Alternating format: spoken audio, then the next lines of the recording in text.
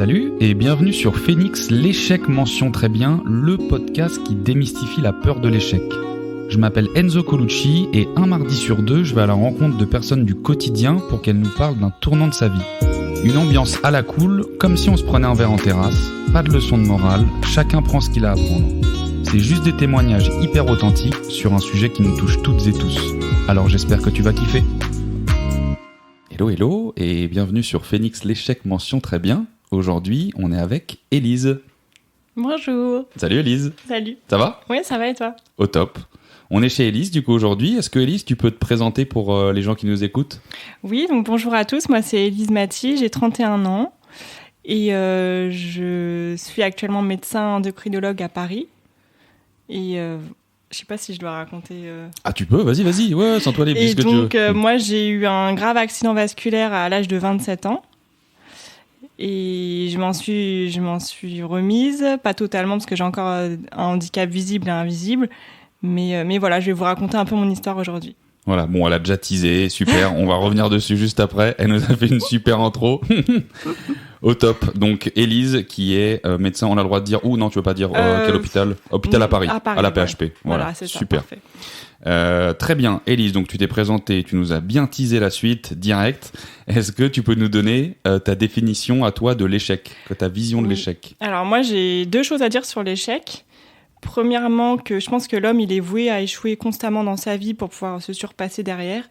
Ça nous aide en fait à atteindre d'autres objectifs. Ça, c'est la première chose. Donc on va tous échouer dans notre vie, c'est évident. Enfin, au contraire, ça va nous aider à nous relever, je pense. Première chose. Et deuxième chose à dire sur l'échec, c'est que pour moi, l'échec, ça n'existe pas.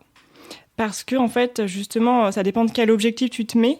Pour toi, ça sera peut-être un échec, mais en fait, pour les autres, pas du tout. Donc, il faut juste changer ses objectifs et sa vision de la chose, en fait. C'est tout. Très bien.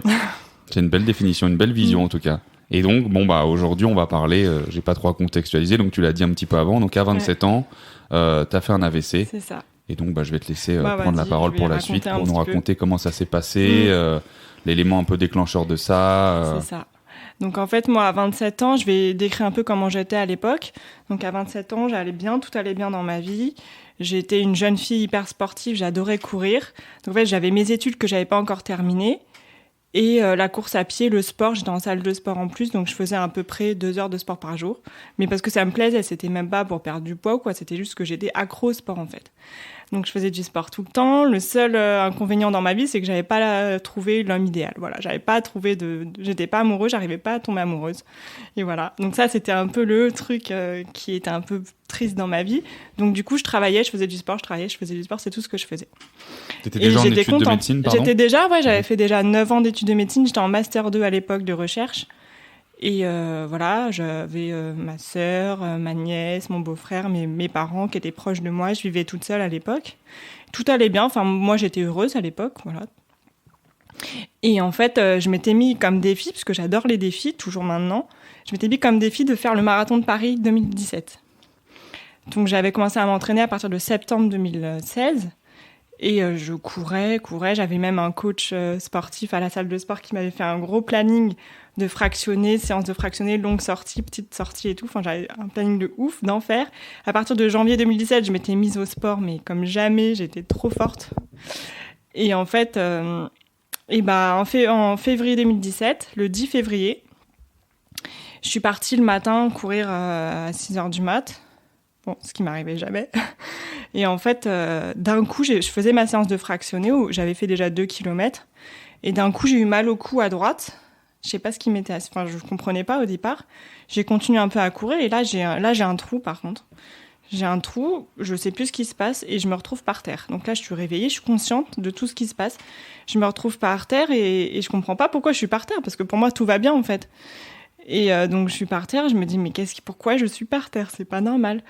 Sachant que je courais en minimum 1 heure. Et en fait, en général, je courais 1h30, 2 heures, quoi. Donc, je comprenais pas pourquoi là, j'étais tombée. Mais je commençais à comprendre qu'il y avait quelque chose de très grave. Parce que si je suis par terre, c'était pas normal. Donc après, je me rends pas compte que je suis paralysée à gauche au départ. Et en fait, je sais qu'il se passe quelque chose de grave, mais je ne sais pas quoi. Donc, je réfléchis un peu parce que je suis quand même médecin. Donc, je me dis, mais si t'es par terre, c'est que t'as fait quelque chose de grave. Donc, je sais que c'est grave, mais je ne sais pas ce qui se passe. Et je capte pas du tout que je suis paralysée à gauche jusqu'au moment où je fais une crise d'épilepsie partielle à gauche. Donc, ça veut dire quoi ? C'est-à-dire que mes membres commencent à bouger tout seuls. Donc, ma jambe et mon bras commencent à bouger comme ça tout seul. Je me dis, mais qu'est-ce qui se passe ? Et je me dis, mais je suis en train de faire une crise d'épilepsie. Bon, au début, j'ai pas capté ça, mais... Donc ça bouge tout seul, là j'angoisse mais terriblement, je me dis je suis par terre, ça fait une demi-heure que j'essaie de me relever parce que en fait dès que j'essaie de me relever, je tombe sur mon côté gauche vu qu'il est paralysé mais je m'en rends pas compte. Et donc j'essaie d'atteindre un arbre qui est tout proche de moi, j'arrive pas évidemment. Et tout ça prend peut-être qu'un quart, en fait j'ai aucune notion du temps, un quart d'heure, 20 minutes je dirais.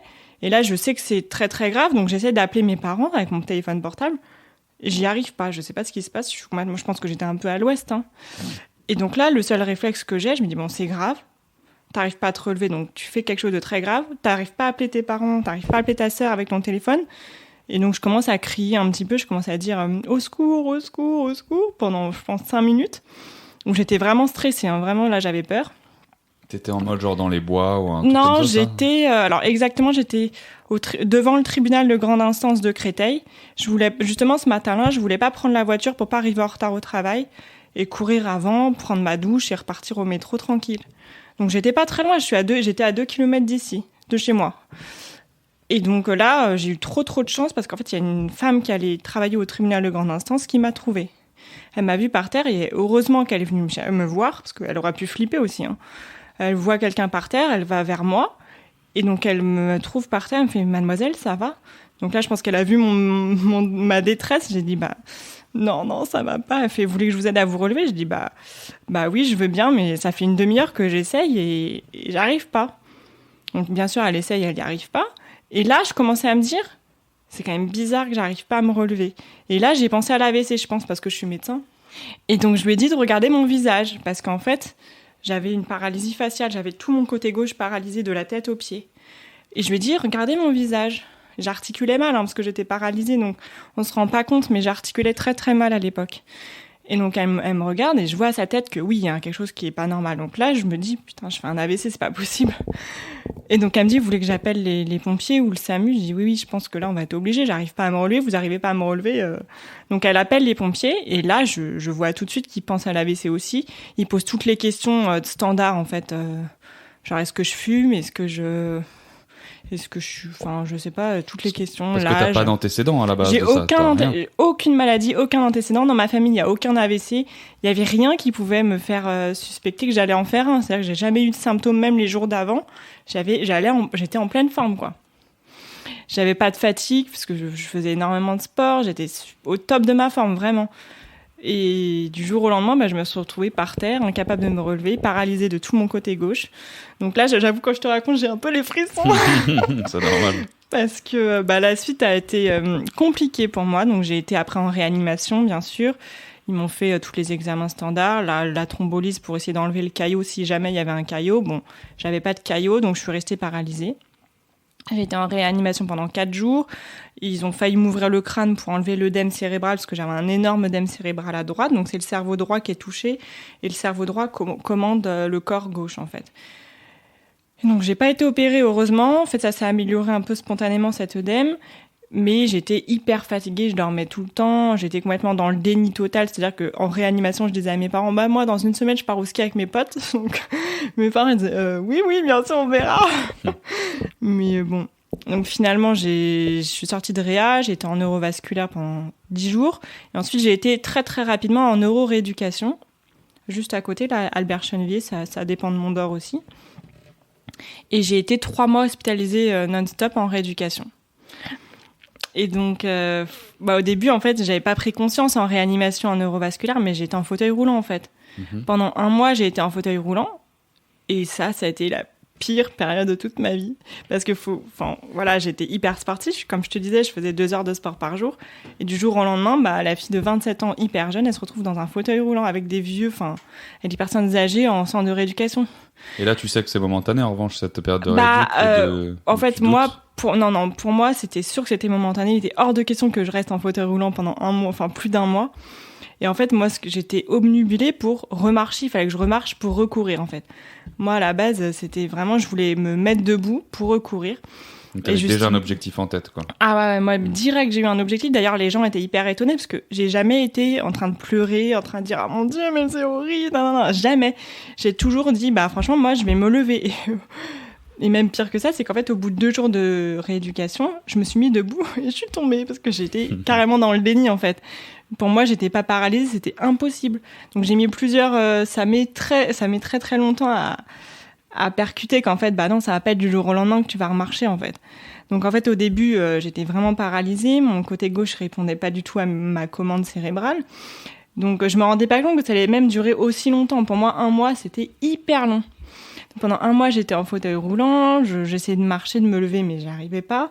Je fais de la kiné, des heures de kiné, des heures d'ergothérapie pour le bras, des heures d'orthophonie, parce qu'il y avait aussi la paralysie faciale qui était importante, et rééducation cognitive aussi, parce qu'évidemment, j'ai beaucoup de fatigue, on a toujours beaucoup de fatigue, on a du mal à... Comment expliquer ? Enfin, je sais pas comment dire, mais c'est des troubles invisibles, en fait.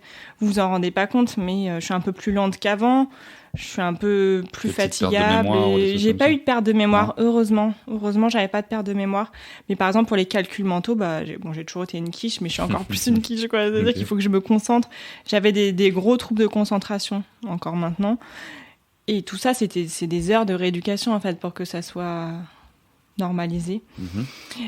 Et donc tout ça étant, donc je suis petit à petit, avec ma persévérance, je suis sortie du fauteuil roulant, j'ai eu une canne. Et c'est pareil, la canne, pour moi, c'était impossible que je reste en marchant avec une canne, quoi. C'était impossible. Donc j'ai eu une canne pendant 3 mois après. Donc au mois de juin, en fait, moi, je marchais avec la canne, mais en fait, j'avais tellement pas envie de la canne que je la baladais. Tout le monde me disait, mais arrête, en fait, tu balades ta canne, elle sert à rien. Je dis, bah ouais, mais... Il m'obligeait, parce qu'en fait, vu que j'étais tombée au tout début de la rééducation, personne ne me faisait confiance. Il voulait pas que je retombe derrière. Donc, en fait, ça a été encore plus long, ma rééducation au départ. Toi, t'étais toujours dans le déni à ce moment-là, justement, non, avec cette canne, ou t'as accepté déjà ? J'ai été dans le déni le 1er mois, je pense. Et après, j'ai bien vu que ça allait mettre hyper longtemps pour que je récupère des fonctions à peu près standards. Et en plus, quand t'as un AVC, t'as une rétractation de tes muscles. Donc en fait, j'avais un super neurorééducateur qui me disait faut étirer tes muscles tant d'heures par jour. Donc j'avais un planning de rééduc mais phénoménal. J'avais 4 heures de rééducation par jour, rien que pour la motricité en fait sur mes muscles. Donc moi ça me gênait pas parce que j'étais sportive, c'était un atout parce que moi j'ai jamais eu peur de faire 4 heures de sport par jour. Bon là du coup ce qui était dur à accepter c'est que c'était pas du sport, c'était de la rééducation. Mais je l'ai pris comme disant voilà, tu fais plus de sport mais maintenant tu vas te rééduquer pour marcher et courir. Donc j'ai été hyper rigoureuse, je le suis encore maintenant. C'était quoi l'élément déclencheur qui t'a fait passer du coup du stade post-déni du coup au bout d'un mois ? C'est quoi le truc qui t'a dit ok, maintenant j'accepte et je sais que ça va prendre du temps ? Je pense que c'est grâce à ma famille, parce que moi j'ai jamais été patiente et je disais mais c'est hors de question que je reste en fauteuil roulant, en canne, moi je veux pas être une personne handicapée, c'était mort.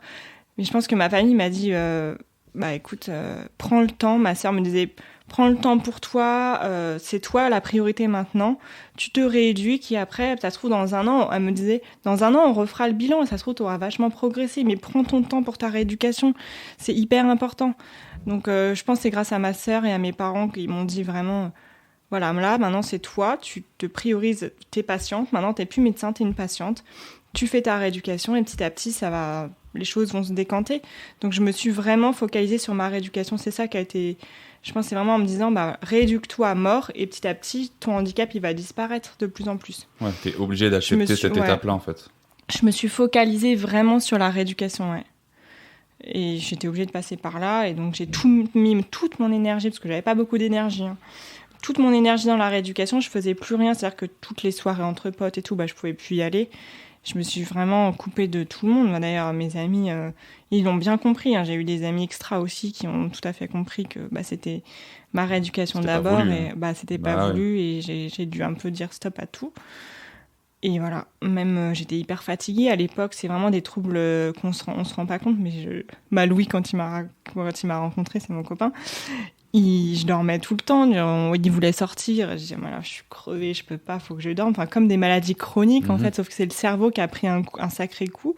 Donc j'étais vraiment une larve en fait. Bon, j'ai eu 6 mois j'étais pas très fraîche.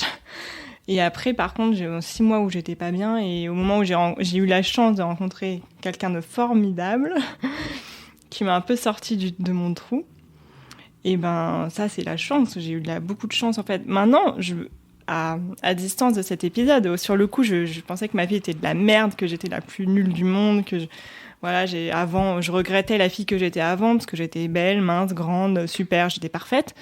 Et en fait, du jour au lendemain, je me retrouve handicapée, le regard des autres, ça a été terrible, tu vois. Et en fait, 6 mois après ça, il y a quelqu'un qui est venu me chercher sur les réseaux sociaux, un jeune aussi qui avait 25 ans, et qui m'a dit, bah écoute, moi aussi j'ai fait un AVC, j'ai envie de rencontrer des jeunes qui ont vécu la même chose que moi, est-ce que tu veux bien qu'on se rencontre ? Donc moi, je lui dis, bah, c'est un peu brutal, quand même. Et après, je suis allée voir son profil, j'ai trouvé super mignon, et il est venu me parler, après, finalement, on s'est vus.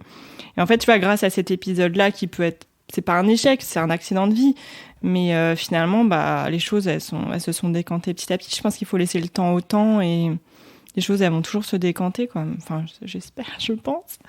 Et voilà, finalement, maintenant, ma vie, a posteriori, on est à 3 ans et demi de cet épisode dramatique de ma vie qui aurait pu être terrible. J'ai quand même fini mes études, j'ai été thésée en médecine, donc j'ai ma thèse de médecine, je suis médecin maintenant. Donc, j'ai un super métier que j'adore. Du coup, j'ai la vision patient-médecin, donc c'est super parce que du coup, je suis peut-être plus à l'écoute des gens. Je sais que quand ils vont pas bien, bah d'autres médecins vont dire oui, bah on s'en fout. Moi, je vais vraiment les écouter. Et c'est un atout. Tout le monde me disait à l'époque, ah mais tu verras, ce sera un atout pour toi en tant que médecin. Je disais ouais, mais là, je travaille pas. En fait, j'ai eu un an d'arrêt. Un an d'arrêt, en fait, avec un épisode pareil, c'est rien du tout un an d'arrêt. Mais l'année où j'ai été arrêtée, que j'ai pu travailler, c'était horrible. Ça a pris 3 mois donc de rééduc, tu disais. Ouais. Alors. Après 3 mois, et c'est au bout de 6 mois à compter de l'épisode que tu as rencontré du coup Louis, c'est ça ? Ouais, c'est ça. J'ai eu en fait 3 mois d'hospitalisation complète en rééducation. Mais la rééducation, elle s'arrête pas une fois que tu sors de l'hôpital en fait. En fait, après cette hospitalisation, j'ai eu encore de la kiné, de l'orthophonie. Moi, j'avais dit à mon médecin, bah, je veux reprendre mes études. Il m'a dit non, mais en fait, c'est pas possible, t'es pas en capacité. Donc là, bah, j'ai beaucoup pleuré. J'ai eu un moment vraiment de choc où je me suis dit, mais pourquoi je peux pas reprendre mes études ? Moi, je me sentais capable. En fait, je l'étais pas. Donc, en fait, 3 mois d'hospice. Puis après, la rééducation a continué. Et en fait, j'ai eu 1 an d'arrêt de travail. Et à force d'acharnement envers mon médecin, je lui ai dit non, mais moi, il faut que je reprenne là mes études. Je voulais absolument finir mon Master 2 que j'avais commencé, parce que je suis un peu têtue, je veux toujours finir ce que j'ai commencé. Et il m'a dit, ok, mais alors tu travailles 1 jour par semaine. Donc j'ai dit, ok, bah vendu 1 jour par semaine, puis 2, puis 3, parce que c'était comme ça. Step by step, ouais. Ouais, step by step. Et voilà, au bout d'un moment, j'ai fini mon Master 2 en septembre 2018. Après, j'ai repris il me restait 1 an de médecine à faire. Donc en 2018-2019, j'ai repris mon internat, qui a été aussi 3 jours par semaine, puis après à temps complet. Et j'ai été thésée en avril 2019. Donc il y a... Ouais, c'est ça. Un peu plus d'1 an, ouais. 1 an et demi, du coup. 1 an et demi, ouais. Et après, donc, j'ai eu mon premier poste en tant que chef de clinique à Gustave Roussy, en onco-endocrino. Et là, maintenant, elle est à Paris. À Paris, à la PHP, du coup. C'est ça. Ok. Donc, ouais, grosse importance pour toi d'être soutenu dans ces moments-là par ta famille, ton copain. Et c'est ça qui t'a fait te relever, en fait. Oui. Peut-être plus rapidement. Ah bah, je pense que déjà, le fait d'être sportive, je me serais relevée, je pense, toute seule. Mais c'est sûr que avec mon entourage, ma famille, au départ, j'avais que ma famille, j'avais pas de copains. Ma sœur, mon beau-frère, ma petite nièce et mes parents ont été d'un je sais plus comment on dit. D'un soutien, merci, ouais. D'un soutien sans faille, c'est sûr. Mes amis très très proches aussi.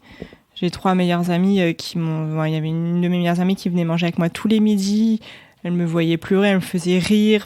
Et les 2 autres aussi qui étaient hyper proches de moi, elles m'ont sauvé la vie. Vraiment, ça a été super. Parce que ta plus grosse crainte à l'époque, ta plus grosse peur, c'était de ne pas pouvoir remarcher, de ne pas pouvoir refaire du sport, c'est ça ? J'avais peur, de ne pas pouvoir refaire de sport. Et aujourd'hui, tu peux un petit peu ? Ouais, alors maintenant, voilà, tu vois, j'ai un gros smile parce que j'arrive à recourir. Bah là, c'est pareil, ça a pris beaucoup, beaucoup de temps. Mais step by step, comme tu disais tout à l'heure, j'ai recouru au départ 100 mètres dans le couloir de rééducation avec ma kiné. Elle savait que c'était mon objectif de recourir, donc elle me faisait courir le couloir et je m'effondrais en pleurs parce que j'y arrivais pas. J'arrivais pas à courir, j'ai l'impression de courir comme une conne. Enfin, vraiment, c'était horrible. En fait, après mon AVC, j'ai eu une perte de confiance en moi, mais terrible. Déjà, à la base, j'avais pas trop confiance en moi. Mais alors après cet AVC, je pense qu'à cause du regard des autres, tu vois, tout le monde me regardait comme une personne handicapée, ce que j'étais, ce que je suis toujours. Et ben en fait, j'ai perdu toute confiance en moi. C'était une horreur. Pour une fille de 27 ans, je pense que c'était horrible. Et comment t'as fait pour travailler sur cette confiance aujourd'hui ? Ah ouais, bah ça a mis du temps, c'est encore en cours de travail. En fait, ça, ce qui m'a aidé pour le coup, je pense, c'est mon copain, parce que quand il m'a rencontrée, j'étais au plus bas de confiance en moi, j'avais zéro confiance. Je marchais trop mal, et petit à petit, lui, vu qu'il est tombé amoureux de moi alors que j'étais handicapée, je me suis dit, en fait, il n'y a pas que ça qui compte, en fait. Donc, il m'a dit, mais moi, je serais pas tombée amoureuse d'Élise avant son AVC, je suis tombée amoureuse d'Élise maintenant, après son AVC. Et en fait, petit à petit, à force de l'entendre, et ça m'a donné un peu plus confiance en moi. Voilà. Okay. Je pense que c'est le regard de quelqu'un qui t'aime qui fait que tu te sens un peu plus forte. Avec des mots hyper bienveillants et qui te confortent dans tes moments de doute. Ouais. Et puis ma famille aussi, puis mon métier aussi. Mon métier m'a redonné confiance en moi, parce que quand j'aide des gens, des patients et tout, je me dis je suis pas inutile, je suis peut-être handicapée, mais je sers à quelque chose. Enfin, tu vois, ça m'aide vachement. Les gens qui me remercient, enfin tout ça aide. Ouais. Et comme tu dis, tu développes en plus d'empathie que peut-être un médecin un peu classique. Je pense. Grâce du coup à ce qui t'est arrivé. Grâce à ça. Oui, maintenant en fait tout est. Maintenant, je dis grâce à mon AVC. Avant, je disais, ah putain, mais c'est la fin du monde, je vais pas bien, je vais jamais m'en sortir. Et maintenant, grâce à mon AVC, je suis peut-être un meilleur médecin. J'ai trouvé l'homme de ma vie, je suis heureuse maintenant, tu vois, donc c'est dingue, mais c'est vrai. Et c'est quoi, du coup, les conséquences positives qui en découlent, du coup, de ça ? Parce que forcément, les premiers temps, comme tu dis, la première année, c'est les moments de doute, c'est horrible, ça va pas. Et à un moment donné, il y a le coup de pédale qui fait que tu arrives à rebondir. Et aujourd'hui, c'est quoi le positif que tu en retires de ça maintenant ? Moi, je pense maintenant, j'ai que du positif dans ma vie, parce que du coup, je vois la vie autrement aussi, parce que, comme tu dis, j'ai eu 6 mois d'enfer, j'étais vraiment pas bien du tout. Je voyais pas le bout du tunnel, et après 6 mois, j'allais beaucoup mieux. Et maintenant, je vois le positif partout. C'est pour ça que je te disais, il n'y a pas d'échec, il y a que des remises en question, se sentir peut-être changer ses objectifs. Il faut des objectifs adaptés à moi, à mon handicap. Par exemple, moi, je disais à ma sœur, mais je pourrais jamais faire le marathon de Paris, par exemple.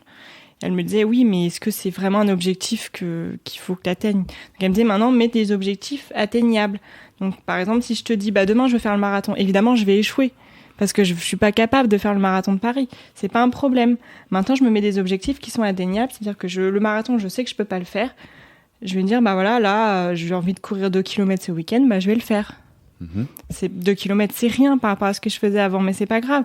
Moi, quand je cours 2 km, je suis hyper heureuse. Tu vois, je sors, j'ai un smile de malade, j'ai la pêche. Enfin voilà, faut juste avoir des objectifs atteignables et adaptés, du coup. Et adaptés à ton handicap ou à d'autres choses qui font que tu peux pas y arriver. Et comme ça, tu seras content de toi, fier de toi, la confiance en soi elle va monter. Et puis voilà. Donc grâce à ça, grâce à la confiance en soi, je pense qu'on est capable de faire plein de choses. Entièrement d'accord. Et la petite question un peu bateau, un peu cliché, tu dirais quoi à ton toi de l'époque quand ça t'est arrivé ? C'est pas cliché du tout, j'y pense souvent. Et quand je pense à ça, je me dis qu'est-ce que je lui dirais à cette fille qui était qui allait pas bien du tout, zéro confiance en soi. Je lui dirais d'être patiente. Alors tout le monde me disait mais sois patiente. J'ai envie de les claquer quand tu me disais ça. Horrible. C'est horrible quand tu dis ça, que t'es en fauteuil roulant, sois patient. Mais mec, j'arrive pas à marcher. Comment tu veux que je sois patient ? Mais en fait, je pense que je lui dirais ça. Je lui dirais prends le temps de te guérir psychiquement et physiquement, et après tout découlera de ça, tout ira mieux. Je lui dirais prends confiance en toi, parce que t'es peut-être handicapée, mais t'es pas moche, t'es pas grosse, parce que je me sentais vraiment en bas du tout, quoi. C'était horrible. Et ouais, je dirais, fais-toi confiance, surtout. Patience, du coup. Patience, et le regard des autres, on s'en fout. C'est pas ça qui est important. Trop bien. Eh ben écoute, on va clore cette petite interview pleine d'émotions et pleine de belles vertus, ouais. Et on va pouvoir enchaîner sur les questions pour la mention. Question pour la mention. Avec justement la première question classique. C'est quoi pour toi, Élise, les 3 plus grandes vertus à avoir dans la vie ? Ah oui, c'est intéressant. Alors, les 3 plus grandes vertus à avoir dans la vie, pas celles que j'aurais moi. Ouais, pas forcément celles en général. Tu peux en avoir. Il y a peut-être que tu aimerais avoir et que pour toi, tu t'estimes ne pas les avoir. Alors, les 3 plus grandes vertus, moi je dirais détermination, petit 1. Petit 2, patience, du coup. Et travail. Je sais pas si ça te va. Moi, ça me va très bien. C'est très drôle, du coup, cette question à chaque fois, comme je le dis, parce que tous les invités, je la pose exprès et ça n'est jamais la même réponse. À la rigueur, tu peux en retrouver aller au mieux 2 vertus similaires, mais t'auras jamais les 3 mêmes. Ouais, c'est par rapport au vécu, je pense. Oui, parce que évidemment. ça veut rien dire 3. Je sais que cette question, elle est un peu traite parce qu'on peut pas en choisir 3. Il y en a plein. Mais c'est ça qui est drôle, c'est de voir un peu la priorité de chacun. Détermination, patience et travail pour moi, ouais. Des belles vertus. Genre, il y en a 2, je pense. Les 2 premières, je suis assez d'accord avec toi. Ouais. Bon, moi, la 3e aussi, mais j'aurais choisi patience si on est d'accord, clairement. Ok. Trop bien. 2e question, Élise. Est-ce qu'il y a un livre, un film, une série, un podcast, quelque chose que tu as kiffé, que tu aimerais partager à ceux qui écoutent ? Ouais, j'ai un livre qui m'a aidé d'ailleurs, que j'ai lu après mon AVC. Je sais pas si tu connais Idriss Aberkane. Ouais. J'adore. Libérer votre cerveau. Exactement. J'adore. Il en a écrit 2 même, je crois. 2 bouquins, je crois. Bah, j'ai pas lu les autres, mais ce mec-là, je le kiffe trop, quoi. Franchement, j'adore ce qu'il écrit. Et j'ai lu ce livre-là après et j'ai trouvé ça génial. Libérer votre cerveau d'Idriss Aberkane. Ouais. C'est un génie, ce mec. Ah ouais, il est trop fort. Il a une éloquence quand il parle. Il fait des vidéos YouTube, il fait des conférences et tout. Il est génial. Ouais. Mais il parle de la confiance en soi aussi, qui est très importante. Hein. Lisez-le. Ouais, au top. Franchement, un super mec. Top. Super mec, Idriss Aberkane. Ouais. Très bon choix. Merci. Et enfin, la dernière question, Élise, c'est quoi, du coup, le prochain objectif que tu t'es fixé ? Alors, faut que je réfléchisse un peu. Parce que j'ai plein d'objectifs. Ah ouais, j'imagine. Je peux en dire plusieurs ou vraiment t'en veux qu'un ? Si t'en veux, si tu veux en dire 2-3, il n'y a pas de limite. Vas-y. Prochain objectif, parce qu'en fait, j'ai écrit un livre pendant l'année qui a suivi mon AVC. Très bon. J'ai écrit un livre comme un journal intime, en fait, qui m'a beaucoup aidé aussi, je pense, pour jamais oublier ce qui s'est passé et comment j'étais, tel état d'esprit à tel moment. Et en fait, là, je suis en train de chercher un éditeur. Prochain objectif, éditer mon livre. Ok. Donc, gros objectif. Deuxième objectif, recourir plus de... on va dire courir 5 km en étant à l'aise. Parce que là, je cours 2 km à l'aise. J'aimerais bien faire 5. Ok. Et après, c'est tout. Hein. C'est déjà bien. Hein. Éditer un bouquin et passer de 2 à 5, c'est beau. Ouais, c'est pas mal. Voilà. Trop bien. Et bah au top, Élise. Il y a un petit rituel aussi de fin dans Phoenix. Ça fait presque une demi-heure du coup qu'on papote. Est-ce que tu arrives à nous résumer un peu tout ce qu'on s'est dit là en une phrase, idéalement, en quelque chose de très succinct, quoi. Alors, comme je disais, il n'y a pas d'échec. Ayez confiance en vous. Et chaque épreuve de la vie, je pense que c'est une chance pour faire encore mieux derrière. Bah voilà. Pas mal, hein ? Pas dire plus. Pas dire grand-chose de plus. Hein. On a Louis aussi. Les gens ne savaient pas depuis tout à l'heure, mais Louis, hein, le copain d'Élise, il est bien là depuis tout à l'heure. On a un fan club qui est présent. Du coup, il valide aussi la phrase. Et ben écoute, Élise, vraiment merci beaucoup. C'était une très belle interview. Merci pour ce beau témoignage. Tout le meilleur pour toi, pour la suite. Je suis sûr que tu vas passer à 5 km Finger in the Nose en 2021. Easy. C'est sûr. Trop cool. Et bah, à plus, Élise. À plus. Ciao, ciao. Merci à toi d'avoir écouté jusqu'au bout. J'espère sincèrement que l'épisode t'a plu et qu'il a pu t'apporter quelque chose de positif.